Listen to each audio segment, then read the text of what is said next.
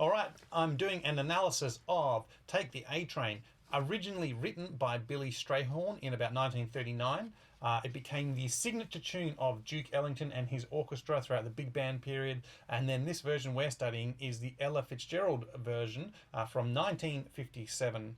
Now, this score that we're going to look at is my arrangement, and it includes some transcribing, but also using some of the original parts which I managed to get hold of from the 1957 recording, which is why I put this little picture here of these parts that I managed to grab.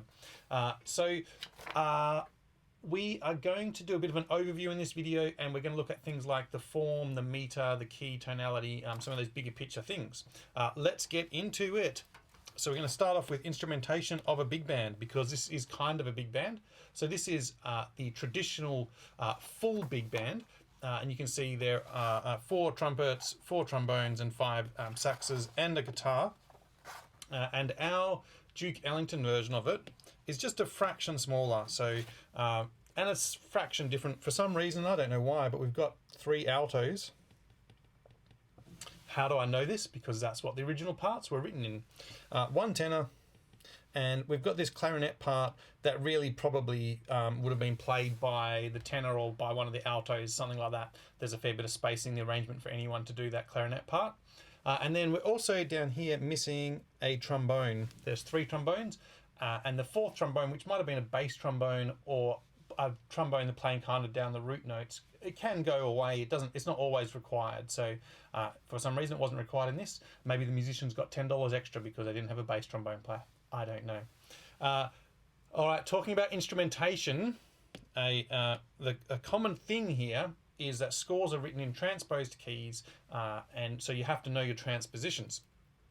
So I think the best way to do transpositions is to think about statements rather than up and down seconds and ninths and sixths and all this kind of stuff. So I'll explain what I mean. So alto sax plays, let's do something easy, here, an A. And when you go to the concert, you're going to hear something else. So, but at the concert, I hear a C down a sixth. So to me, that's a statement that's much easier to actually transpose. So if we did it again for the tenor sax, we go, the tenor sax plays a D, nice easy note. At the concert, I hear a C down a ninth. And that way, if I needed to do it the other way around, if I heard a C at the concert, I could go, oh, I need to go up. So the tenor saxophone plays a D a ninth higher. Just a little bit easier to work out which way you're going. So we might as well finish this off. The clarinet, if I hear a D, if I play a D at the concert, I'll hear a C down a second, and trumpet's the same. So if trumpet plays a D, I hear at the concert a C a second down. And trombone is just written in bass clef. And fun fact, you can have lots of ledger lines for trombones. They love it, apparently. All right, that's instrumentation. Nice and quick. All right, in this one part here, we're going to start having a look at the key, or maybe we might call it the tonality. So a few little things here. First off, with the key, it's fairly obvious that it's in C major, but I'll just explain a few things about that. First off, in jazz, at the end of the head or the end of the form, you always have a turnaround. So the melody actually finishes about here, and this part here is called a turnaround. And that can be a bunch of chords, and it doesn't really relate to the key. So it's just something to be aware of, that the song doesn't finish over here. Otherwise it can be confusing. Another little thing that's quite interesting about the key in this song, and the melody particularly, is that we start over here on the 5th, which is not unusual, but we finish on the 3rd, never finishing on the tonic. So that is really unusual for almost all music, to not finish on the tonic. So if it wasn't for this chord progression here, outlining a 2-5-1 sort of cadence there at the end, it might actually be hard to work out the key of this, because there are some accidentals. There's some chromatic notes through here. You can see here we've got a sort of strange note up here. So it possibly could be difficult to work out. And even the bass line doesn't actually follow the 2-5-1 pattern. If you see down here, it's actually not doing that chord progression. This is not really a D minor, sort of is. This is sort of a G7. So yeah, it's interesting. It's in C major, but it could be difficult to actually work that out if you didn't kind of know that. So looking at some more tonality type of things, this is the intro, which is a really classic intro. Iconic might be a better word. A few things going on here. First off, this little run up here is really quite interesting because it's in a whole tone scale. So usually we have a scale that's tone, tone, semitone, tone, tone, tone, semitone. But a whole tone scale is a scale just made up of tones. Tone, tone, tone, tone. I mean, it just goes on forever. So it sounds like this.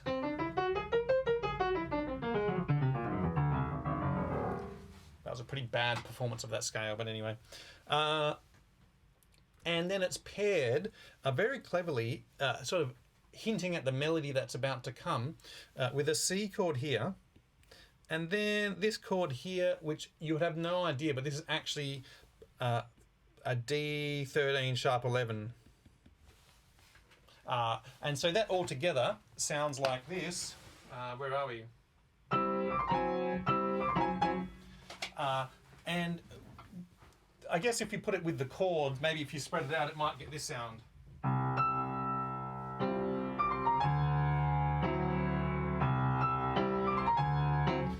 And to me, it comes it comes a little bit from that silent movie era. Like it sounds a bit to me like that sort of like.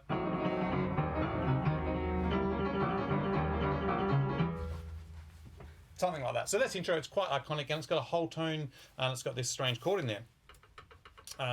Let's go on. Some more tonality things.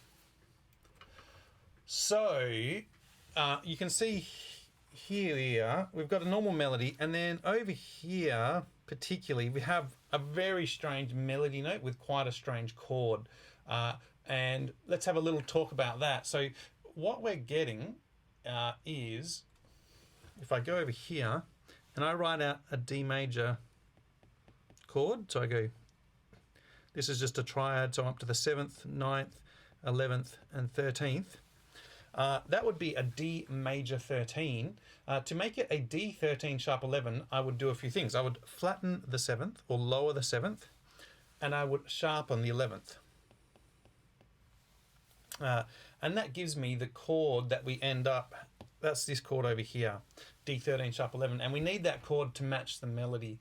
So another option there might be to say this chord is D7 flat 5. Yeah, I don't know why one is more right than the other, but usually it's considered a D13 sharp 11 there. And so that's a kind of tonality thing where we're really changing tonalities. It's an unusual tonality, that's for sure, because it's not diatonic. And also it comes from a really odd scale called the Lydian dominant scale. No one is going to ask you know, year 12 test or year 11 test a Lydian dominant scale, but if you're keen, you can go and look it up. It's a Lydian dominant, and it comes from the jazz minor. It's a mode of the jazz minor. Let's move on before it gets too scary. Real piano player nerdy things going on there, isn't there? But what we're looking at here is meter, and the meter on this is super simple. It's 180 medium jazz swing. It's not fast, it's not slow, it's medium. It probably should have had medium swing there, but I forgot to put that in. And just real quick with swing, really swing is this pattern here. So that's really what swing is. But we don't write that out because that would make the music look horrendous. So instead of that, what we do is we write swing at the start, and then we just write straight eighth notes all the way through, and then you've got to work it out yourself how it should sound. And if you want something actually straight, you would put a bracket over it, and then you would write straight. That's not a good example because that's actually got a triplet in it, which makes it even more confusing. But that's the meter. Nice and simple for this song. It doesn't change at all throughout the whole thing. Moving on. Okay, onto form. So this is a really simple form. It's AABA. So we have the first melodic phrase would be there, A. Second melodic phrase there. You can see the phrase changes. And then what colour were we? Pink. Back to where we started. So nothing really exciting or interesting there, just a really standard form. What is important though is to remember that the form and the arrangement are different. So if we jump forward now to the arrangement, gone too far. This here is the arrangement of the form. And so what this means is that we have an introduction here, up here, which has no relation to the form whatsoever. It just happens to be 32 bars. And then after that we have the form. So here, that is one repeat of the form. From here down to here, that's one repeat of the form. Is it? No, I've got to go further. It keeps going down to over to there. Sorry. That's one repeat of the form. And then that's one repeat of the form. That's a question mark. That's one repeat of the form. That's one repeat of the form. And at the end here, we have just our own thing, just an ending. It's got no relation to the form. So here I'm outlining the arrangement rather than the form. And something like this section here uses the form. So it's played over the A section, but it doesn't repeat the form. So it's a little unusual that it's like just an A section there. Okay, that is the arrangement done. Lastly, let's look at some exam questions. So we might get something like this. Oh, state the bar the form begins in. I think this is a much better question because often you get the question, what is the form of this piece? Which is really quite an easy question because there's only a couple of forms you can ever have. Like realistically, your forms are what? A, B, A, B.